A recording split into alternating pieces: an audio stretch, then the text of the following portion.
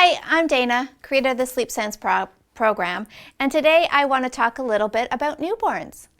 You know, there are some steps that you can take right from the start with a newborn baby to guide them down the right road to sleeping well. Now, people email me and say things on Facebook. I am not talking about sleeping through the night here. No, absolutely not. This newborn baby will wake many times in the night requiring feeds. So let's just get that off the list right now. I'm not talking about that.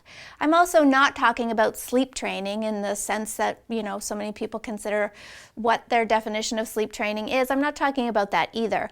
I'm talking about skills. I'm talking about helping a newborn baby learn some skills so that as she grows and gets better at this, sleep just comes naturally. I mean, sleep is a naturally occurring event. I mean, let's be honest here, it's biological.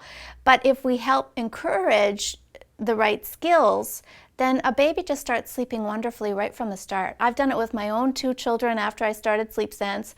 They were both beautiful sleepers pretty much from day one, obviously having feeds right in the night. So I want to give you a couple tips here today just to get you started, right? Just something to think about. Number one is that newborn babies cannot tolerate a lot of time awake. I did not know this fact, and I can remember with my first son, he would be awake for hours at a time, and I'd be trying everything, bouncing him, rocking him, driving him around, feeding him, you know, desperate to try to get him to go to sleep.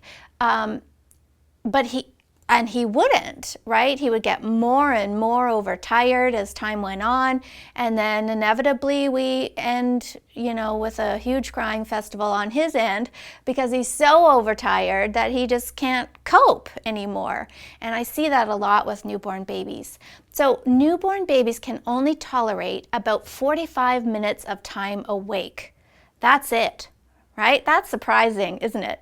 That is so short. Basically, you get a feed in, right? Change a diaper, have a little bit of cuddle and playtime, and it's going to be time for that baby to go back to sleep.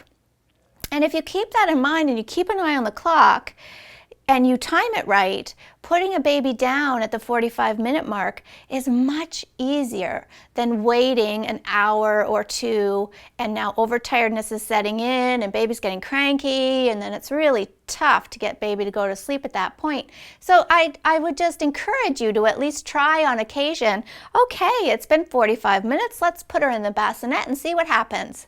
And you'll be surprised that on occasion she will just peacefully fall right to sleep in that little bassinet and sleep until her next feed time. And then you can try it again. Keep an eye on the clock, 45 minutes, boom, let's try for another nap, and off you go. That is honestly the best little tip that I can give you about getting a newborn onto the right track. And another thing to keep in mind, another tip would be that a bedtime routine is a great thing to start right from day one.